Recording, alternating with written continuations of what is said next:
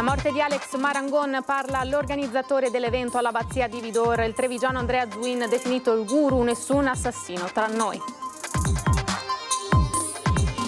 La famiglia Marangon parla attraverso i propri legali, ora per noi è il momento del dolore e fiducia nella giustizia, confidiamo che al più presto emerga la verità. Il femminicidio di Giulia Cecchettin, Turetta rinuncia all'udienza preliminare alla perizia psichiatrica, doveva presentarsi in aula il 16 e il 18 luglio, ma andrà direttamente a processo. Oggi in carcere a Trento l'interrogatorio di garanzia di Tahir Dair, il 33enne albanese che venerdì scorso a Borgo Rico ha sequestrato una connazionale, il figlio di 5 anni si è avvalso della facoltà di non rispondere. Bambina di 10 anni collassa per il troppo caldo sul vaporetto a Venezia, proprio mentre sta per scendere sbatte la testa sui granoni dell'imbarcadero, trauma cranico, e ricoverata in pediatria. Spaccio in canonica, ripreso dalla telecamera posizionata dal parroco in mattinata, i filmati consegnati alla Polizia di Stato, il fatto a Mestre in Viale San Marco. Il voto in Francia e le reazioni della politica veneta, l'ondata nera si può fermare, dice il PD. Andrea Martella dalla Lega, Alberto Stefani, la partita verrà giocata nel 2027 all'Eliseo.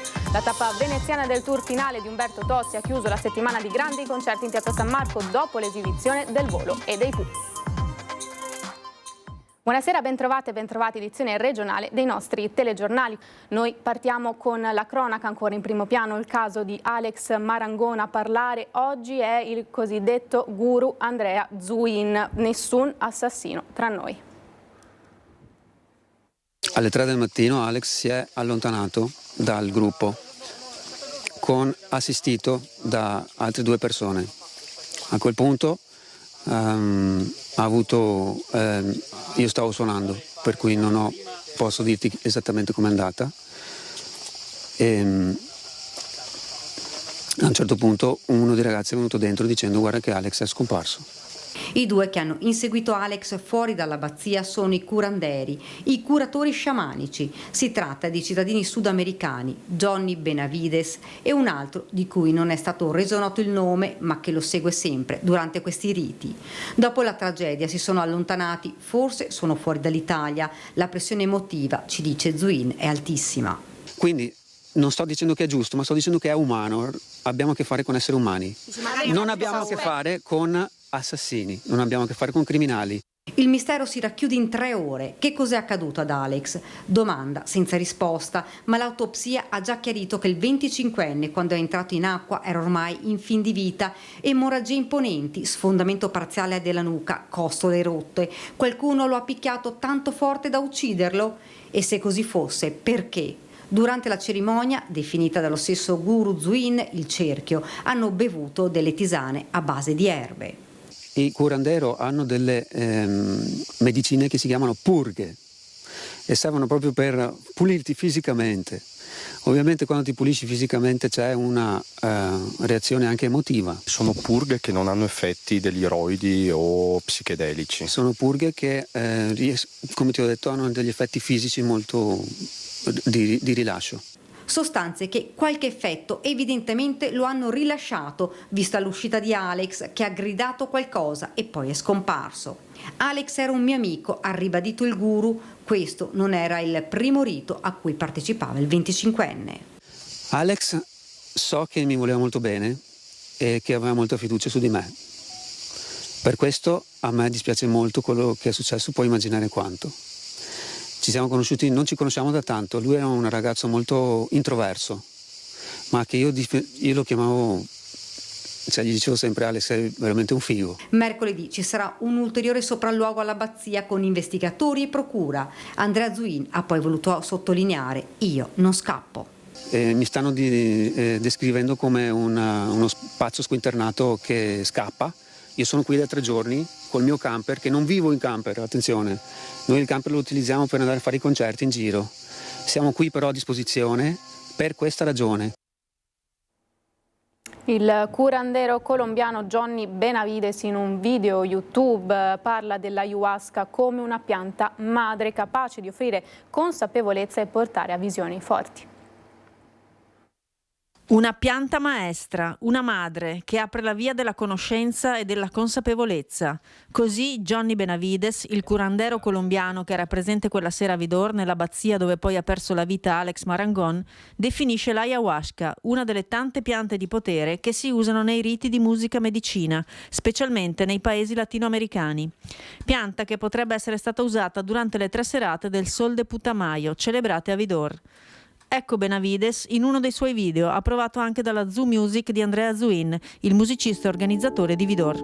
Para mí la ayahuasca es una planta maestra que nos brinda esa oportunidad de entrar a campos de información para nuestro crecimiento personal.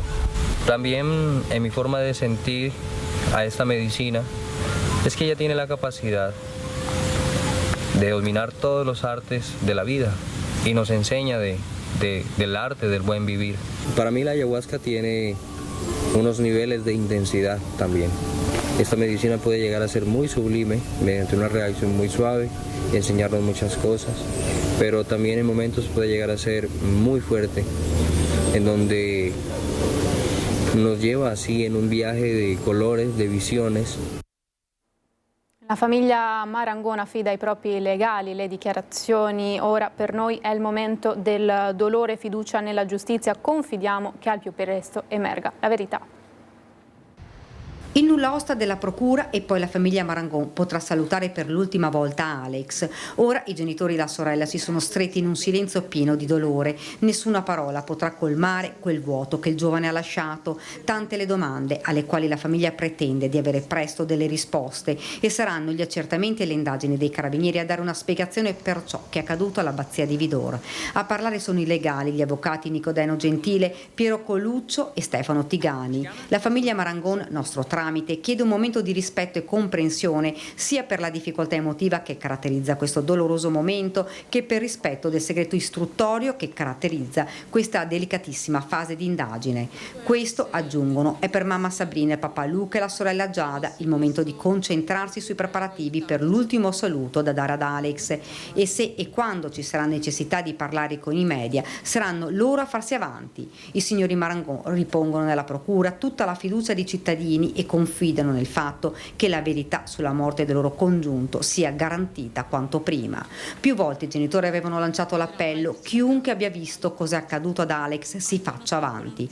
Un messaggio che si spera venga raccolto da chi potrebbe aver visto, da chi potrebbe dare delle risposte e forse un po' di pace alla famiglia. Di Alex rimane quel sorriso pulito e quella gioia dei suoi 25 anni. Femminicidio di Giulia Cecchettin, non ci sarà udienza preliminare per Filippo Turetta, doveva presentarsi in aula il 16 e il 18 luglio, ma andrà direttamente a processo. Niente udienza preliminare per Filippo Turetta, il 22enne di Torreglia che ha confessato l'omicidio dell'ex fidanzata Giulia Cecchettin, avvenuto l'11 novembre dello scorso anno, non si presenterà in tribunale a Venezia davanti al GUP il 16 e 18 luglio prossimi, accettando di andare direttamente al processo davanti alla Corte di Assise. Ad annunciarlo il suo difensore, il professore padovano Giovanni Caruso, che spiega la scelta maturata all'interno del collegio difensivo e con lo stesso Turetta. La decisione, ha spiegato, consegue ad un percorso di maturazione personale del gravissimo delitto commesso e alla volontà che la giustizia faccia il proprio corso nei tempi più rapidi possibili e nell'interesse di tutti. Sul fronte della difesa, l'avvocato Caruso ha anche precisato che non sarà chiesta per l'imputato la perizia psichiatrica. Ogni valutazione in tal senso sarà affidata all'autorità giudiziaria.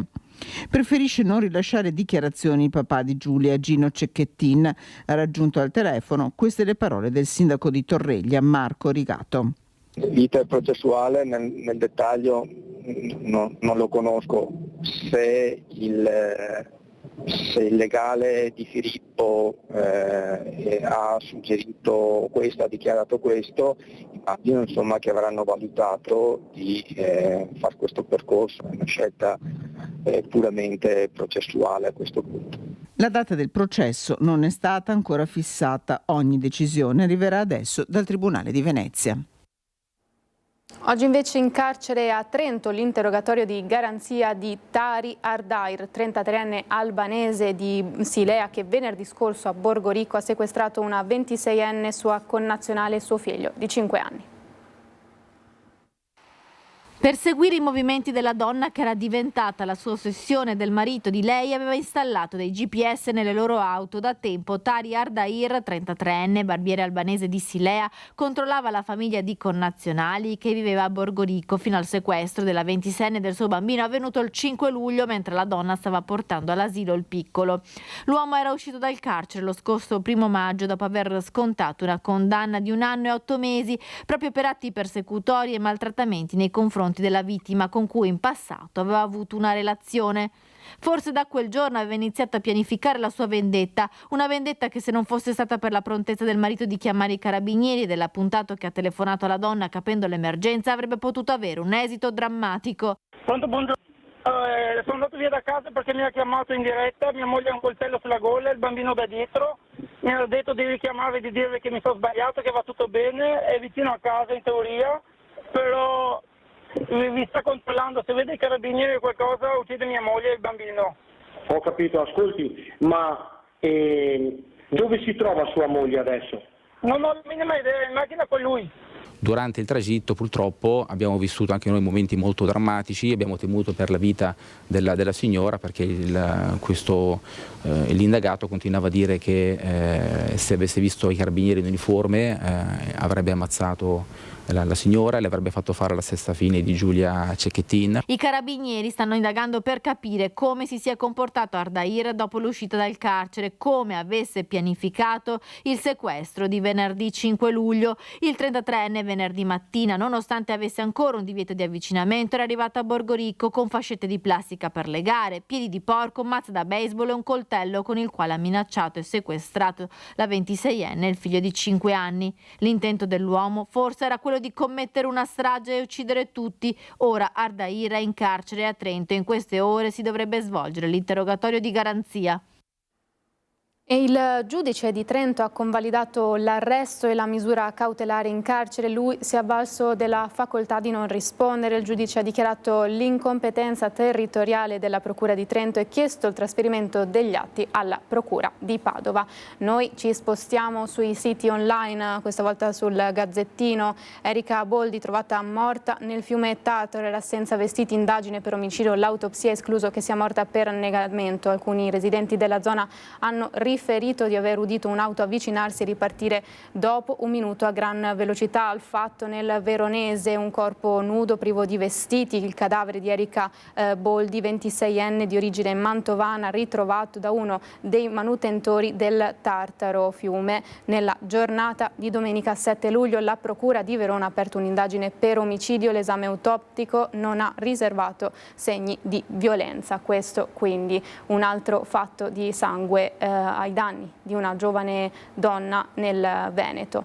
Noi proseguiamo con la cronaca. Ennesima tragedia sul lavoro è accaduto a San Martino di Lupari, dove ieri, poco dopo mezzogiorno, è stato trovato il corpo senza vita di un agricoltore di 52 anni. Aveva 52 anni Gianni Zanetti, agricoltore di San Martino di Lupari. Da sempre gestiva l'azienda di famiglia e anche domenica mattina si era recato in via del Confine per occuparsi dei capi di bestiame che accudivano in una stalla per conto terzi. Cosa sia accaduto sarà l'indagine aperta dalla Procura di Padova a stabilirlo. A lanciare l'allarme la famiglia, la madre e i fratelli che, non vedendolo rincasare per il pranzo della domenica, si sono precipitati verso la stalla. Qui, cercando di chiamarlo, hanno capito che il 52enne era finito nel carro miscelatore attraverso il quale viene distribuito il cibo alle bestie. Vana la corsa dell'ambulanza dall'ospedale di Cittadella, così come l'arrivo dell'elicottero del SUEM. I vigili del fuoco hanno dovuto smontare il macchinario per riuscire a ricomporre il corpo di Gianni Zanetti. A seguire le indagini, i carabinieri. La salma è a disposizione dell'autorità giudiziaria. Il macchinario è stato sottoposto a sequestro. Si tratta del 5° infortunio in una settimana nell'Alta Padovana. Bambina di 10 anni, ci spostiamo a Venezia, collassa per il troppo caldo sul vaporetto proprio mentre sta per scendere e sbatte la testa sui gradoni dell'imbarcadero. È accaduto a Santa Marta sulla linea 4.2 questa mattina alle 10. La bimba di origine cinese, subito soccorsa e ricoverata al civile in pediatria, ha subito un trauma cranico seppur di lieve entità. E intervento dei Vigili del Fuoco alle 11.30 di questa mattina lungo l'autostrada A22 del Brennero, direzione nord tra Nogarole Rocca e l'allacciamento A4 per l'incendio di un'auto articolato che trasportava merci pericolose. Nessuna persona è rimasta coinvolta. Sul posto sono intervenute le squadre dei Vigili del Fuoco di Verona e Mantova con 2 autopompe e 2 autobotti, quindi la bonifica e messa in sicurezza della sede stradale. Sul posto anche il personale della Polstrada e della società autostradale. Ancora nel veneziano, spaccio in canonica ripreso dalla telecamera posizionata dal parroco. Non ho i soldi, dice allo spacciatore il cliente pusher a sua volta arrivato in bici. Ah, me li darai, risponde flemmatico l'altro pusher, il rifornitore, quello con cappellino nero in testa, mentre tra le mani conta la mazzetta di banconote da 50 e 20 euro. Ecco l'audio originale.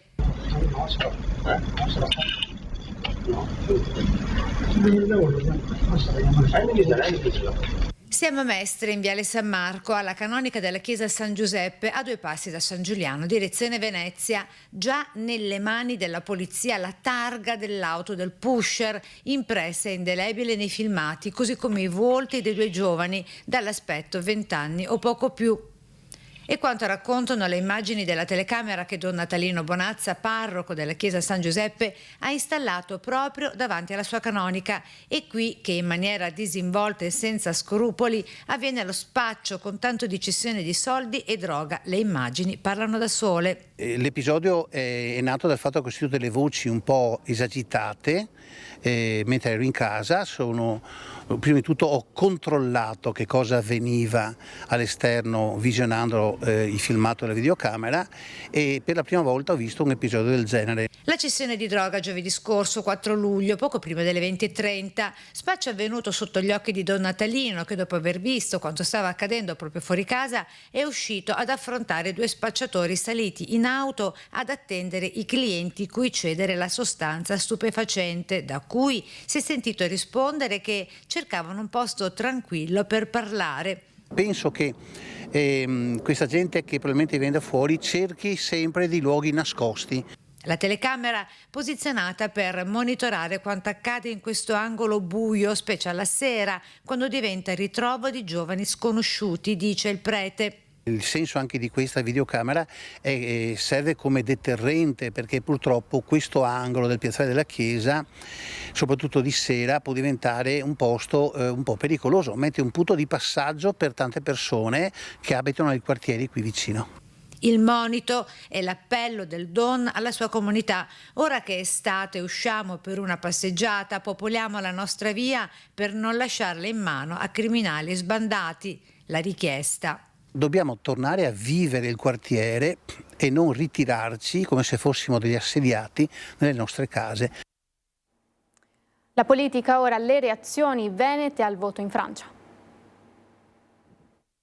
Sicuramente penso che sarà un governo in cui si farà molta fatica ad amministrare, perché ci sono forze politiche che per anni si sono dette di tutto e di più e che oggi si ritrovano unite dall'unico nemico a governare un paese. Governare non è semplice, bisogna dare risposte ai cittadini e credo che in realtà questo accordo innaturale avvantaggerà Le Pen durante le elezioni presidenziali fra 2 anni. Insomma, anche per la Lega Veneta, quello che lo stesso Jordan Bardella ha definito come l'accordo del disonore tra sinistra di Mélenchon e macroniani potrebbe rivelarsi un boomerang. La vera partita è quella per l'Eliseo nel 2027. Difficile sostenere poi che la Francia da destra sia passata a sinistra in una settimana. Non sono solito seguire questo tipo di variazioni di pensiero da una una settimana all'altra. Io guardo i dati dimostrano che il partito della Le Pen ha raggiunto il 40% dei consensi da solo, il consenso più alto rispetto a tutti gli altri partiti. Diametralmente opposta all'analisi del Partito Democratico, per cui il voto francese ha più significati. Dimostra innanzitutto che questa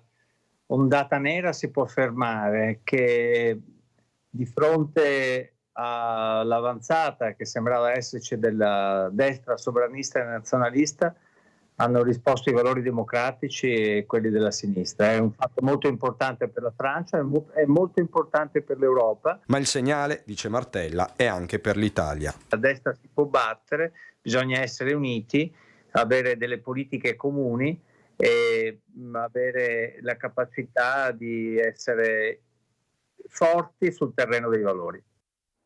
La musica ora con l'ultima tappa del tour di Umberto Tozzi a Piazza San Marco.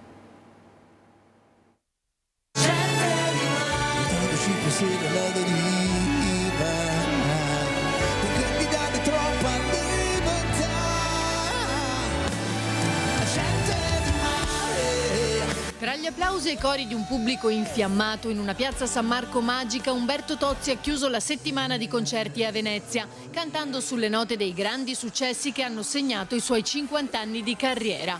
Dopo l'apertura con Notte Rosa, la tappa veneziana della tournée mondiale con cui il cantautore torinese dirà addio alla scena live è proseguita con pezzi indimenticabili.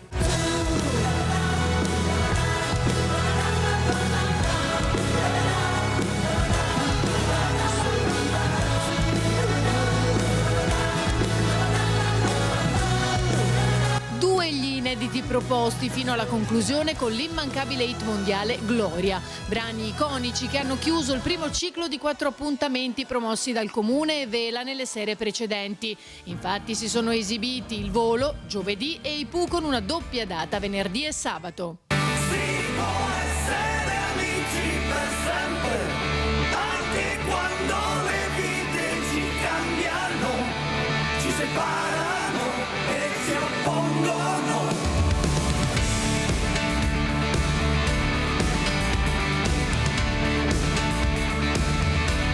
La musica in Piazza San Marco torna a essere protagonista sabato 13 luglio con il coro e l'orchestra della Fenice che nel centenario della morte di Giacomo Puccini incanteranno il pubblico con un programma a lui dedicato.